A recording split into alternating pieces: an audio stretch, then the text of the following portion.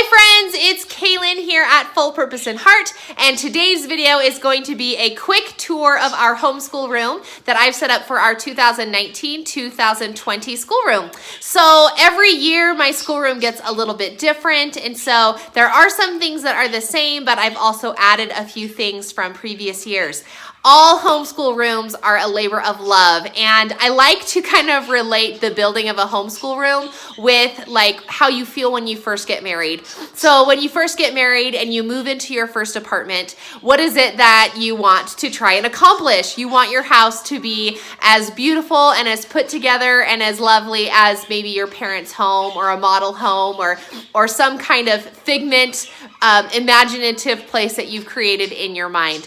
And that's just not the case. If you look back to when you were first married and your first apartment, if it looked anything like my apartment, there's a lot of hand-me-downs, a lot of quick Walmart, build it yourself furniture, just a lot of really small and simple pieces of furniture to make up your first home. And homeschool rooms, or public classrooms for that matter, are very much the same in that it takes a lot of years. It's a labor of love, a little bit of an investment here and there, and you kind of piece it all together. So when you look at homeschool room tours that are here on YouTube, I want you to keep in mind that my room may not look like theirs, their rooms won't look like yours, and don't judge where you are on your homeschool journey with where other people are on their journeys, because your schoolroom may not be exactly where you want it to be, but it might give you a good goal or something that you want to work toward. Okay, so keep that in mind as I go through my homeschool room, and when you look at other people's homeschool rooms, that it does take time. In fact, I'm going to go ahead and show you what my homeschool room looked like when I first started, and I was so proud of it. This was my schoolroom 4 years ago. Okay. So as you can see, it's very small, very simple, and things have progressed significantly since then, as will your homeschool room as well. Okay, all right, so let's go ahead and let me show you what my schoolroom looks like this year.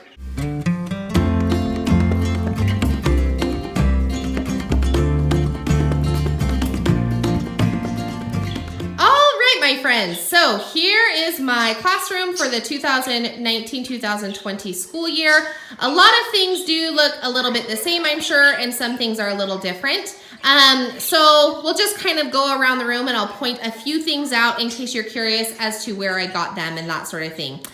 We are here at the top of my stairs. This is where we were last time. So we haven't moved our classroom, so it is a common space, and we always are looking at our schoolroom, which isn't ideal, but that's what we get. So just starting off right here in the middle, this is always here. I don't ever take these tables down. The rug is new, so I got that from Amazon. I'll go ahead and put a link down in the description box below if you wanna see where I got that. These 2 tables, along with the 4 chairs, was a set that I got from Sam's Club, actually, and I had them delivered it to my house. So I have several of these tables from when I taught preschool, but this year I just decided to put them in the center of the room along with the chairs. And yes, my 2nd grader does sit at these tables with us this year, and we kind of work together, all 4 of us around the table. So, well, my infant, my 2-year-old is the 4th one. He's kind of fun. Okay. So here is now our calendar wall. The parts on the bottom here are the same as previous years. I got all of these things down here are set from Carson DeLosa, and then the suns and whatever, those are all part of Carson DeLosa as well. And then I've moved this. This is now my calendar board, and it sits up here, and we go through and put our calendar days of the week. We discuss the months of the year, which is an additional poster that I have kind of tucked behind the bookcase that you can't see right there. And then our scripture that we're memorizing, and you can kind of see I've got just a picture of Christ. I do try to put several pictures of the Savior around our classroom just so that we can always remember that we're trying to just think of Him and edify Him and live our lives for Him. All right. Here is the center wall. It looks very full, and you can see I've got the date up there. So now this this video is immortalized as to when I am recording it. So the board is the same and it's pretty cluttered, but a couple of things that I've changed. Let me get a little closer here and I'll show you what I've done that is a little bit different. So this over here is our job board. Each of us have a different job during the day. And I do change them up during the day. So the circle leader is the person who kind of goes around and points to like the days of the week and leads us in our morning time. The person who gets out the books and puts the books away during our reading time. The person who's in charge of the table, making sure that the books and the spots are all set up. And then this is my youngest. He just kind of gets forgotten down there. And then this is another thing that I've put up here is this is our read aloud. And I just put that up there so that, you know, it's just a nice visual that we can have. But the board itself is from previous years. So, and then down here, this is a new addition to my homeschool. I've got this from IKEA. These are curriculum books that we're kind of working through or have used in the past. These are my scripture or my Bible texts for kids. And then I've just got some random like maps, and I think that my multiplication song books are in there from The Good and the Beautiful. These are the kids reading books right here. You can see this big set is our Magic Treehouse books, and then we've just got some random stuff that the kids kind of pull in and out randomly. And then this is what we're currently working on. So these are the kids work texts or books that we pull out every day. These are some kind of like loose leaf books and texts and that sort of thing. Actually, those books should be in there, but they're not. And then these are their daily notebooks. In the drawers below here is just a conglomeration of various manipulatives, books, whiteboards, and flashcards and all that kind of random stuff that I've got down there.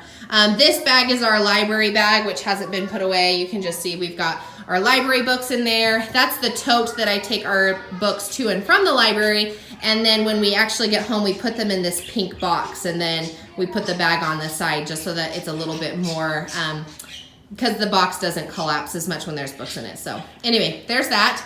This is new, and I've had some people comment on wanting to check out my new, this is for our circle time learning. And I got this idea from a YouTube mama who I've now forgotten, but hopefully maybe I'll put it down in the description box because I've forgotten. I think it's JDA is who I think it might have come from. But anyway, I've made this. So this is just a presentation board, like your science project boards that I grabbed from Walmart.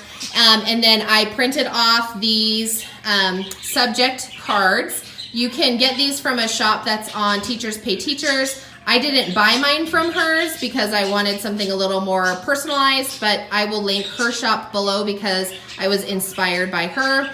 And then each of these pages I rotate throughout the year. So the subjects stay the same, but these are our learning objectives for each of these subjects. And I kind of pull them out as we go through our curriculum. So right now we're skip counting by nines, and I'll actually, with my students, whoever is the circle leader of the day will have the pointer. They'll point to each of these and we will recite them out loud all together 2 or 3 times. Same with our Spanish. Right now we're learning the numbers. We're very beginning Spanish here. So we're reciting our numbers. This is what my son is learning in his English curriculum. So this is second grade, geared toward second grade, but my daughter also does it as well. This is a song or poem, so I'm actually considering changing this so it says poem and whatever we're memorizing for that. This is the scripture memory verse that we're working on. This is our character, so we'll talk about the character traits and we'll do the poem or song that we're learning from that curriculum. Here's our social studies. Again, I am pulling this directly from the curriculum that I'm working on, the main learning objectives, printing it out, and so we recite. These are just some vocabulary words, and then we're learning the 7 continents and 5 oceans. And then likewise with our science board, I have some additional pictures down here because we're working on matter, and then I've written out here. So we'll actually talk about each of these things during our group circle time. So this is how my younger students begin to learn things so quickly, is because as a group, we are learning these things in their young years, even though it's geared toward my second grader.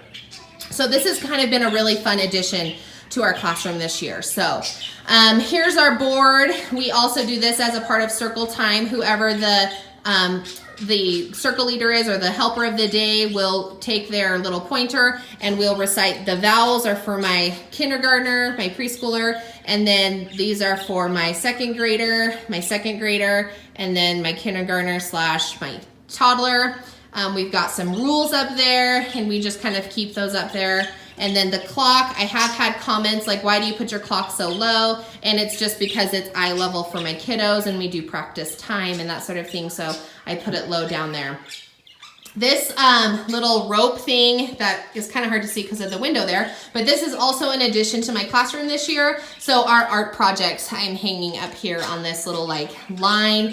So when we did our frog and toad unit, then I put those up there. We actually just finished some globes, but they didn't turn out, so we don't get to hang our globes up. But anyway, so when we do little like art projects that have to do with either the curriculum or reading or fun or whatever it is, then we'll put those kind of up in our classroom. Our birds are new this year as well. They're quite chatty, but I'll let them have their one moment of fame here. We have the blue one is named Elsa, and the green yellow one is named Elliot.